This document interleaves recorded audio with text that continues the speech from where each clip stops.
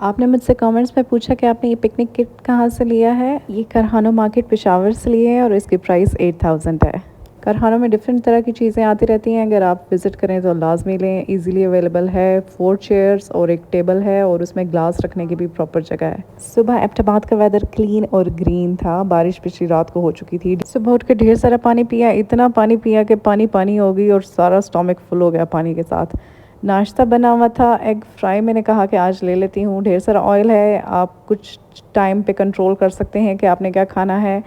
It's okay बाकी time पे अगर आप कंट्रोल नहीं कर सकते तो थोड़ा सा उसको अमेंड कर सकते हैं। ऑयल को टिश्यू से अब्जॉर्ब कर लें। मैं एक चिकन पीस भी ले लेती हूँ।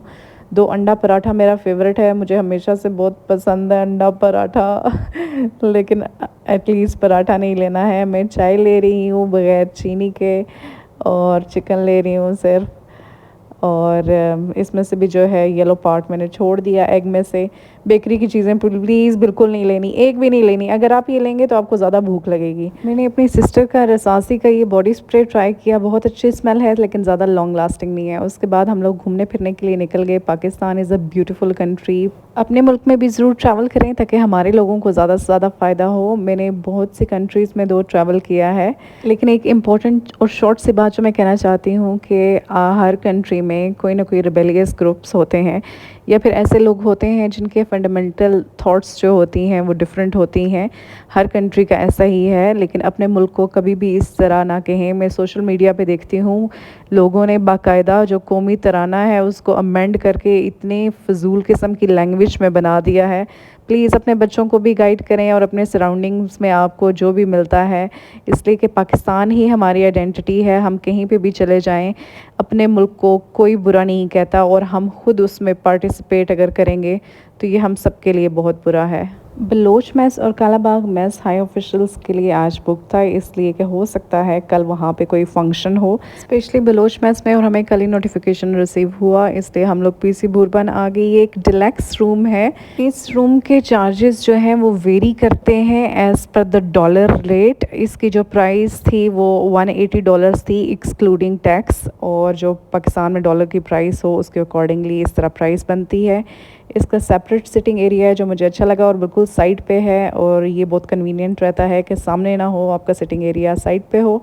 चिलर्स लगे हुए हैं एज़ यूजुअल और एक नाइस कॉम्पैक्ट मिनिमम डेकोर के साथ रूम्स है। ये पीसी होटल्स काफ़ी पुराने बने हुए हैं, आपको इनके वॉशरूम से अंदाज़ा हो जाता है कि ये काफ़ी पुराने बने हैं। लेकिन मैं हमेशा सोचती हूँ कि एक घर को कैसे वेल पुट टुगेदर रखा जा सकता है, लेकिन फिर मुझे ख्याल आया कि ऑफ़ कोर्स घर में हम सब होते हैं, हमारी चीज़ें होती हैं, कभी हम यहाँ रखते हैं कभी वहाँ रखते हैं, तो हर चीज़ को प्रॉपर्ली हर वक्त मैनेज करना, स्पेशली बेडरूम्स को, बहुत मुश्किल होता है कि आपकी हर जगह अलाइंड हो। मेरी हमेशा से आदत थी कि होटल रूम के फ्रिज में से चॉकलेट और रेड बुल लाजमी लेती थी, और ये बहुत बुरी है।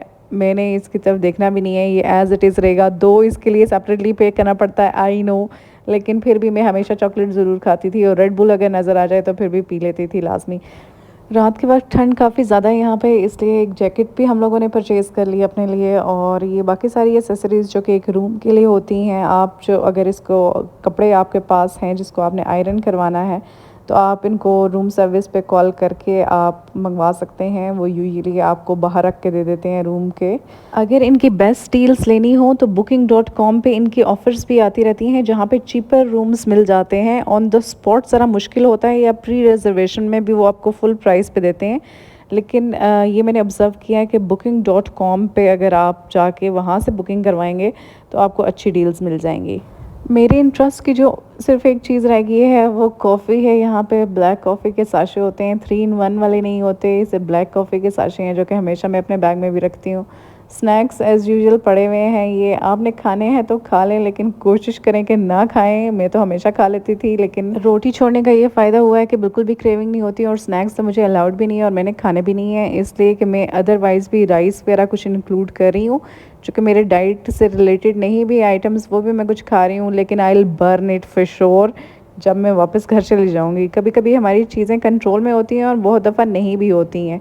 ये इनका लेडीज़ हॉट वाटर टब है और जकूज़ी सॉर्ट ऑफ, और ये काफ़ी डीप है और बहुत ही मज़े का गर्म पानी है। स्टीम रूम भी है इनका, इसकी आप विड्थ चेक कर सकते हैं।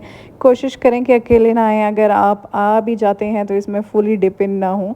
इनका स्टीम रूम भी चेक कर लेते हैं। वैसे ये जिसके लिए भी स्टे करते हैं, जो भी उनके लिए फ्री है। इसके बाद मैंने और मेरे हस्बैंड ने स्नूकर खेला। यहाँ पे इंडोर ढेर सारी फन एक्टिविटीज़ करने को मिल जाती हैं और जिनके चार्जेस भी बहुत मिनिमम है। उसके बाद डिनर के लिए यहाँ पे आउटडोर बारबेक्यू चल रहा था और हम लोगों ने डिनर में लेना है, अभी मूड नहीं है, लेट नाइट लेंगे। और ट्रैवलिंग में लंच स्किप किया। Now the chicken dinner is a must have.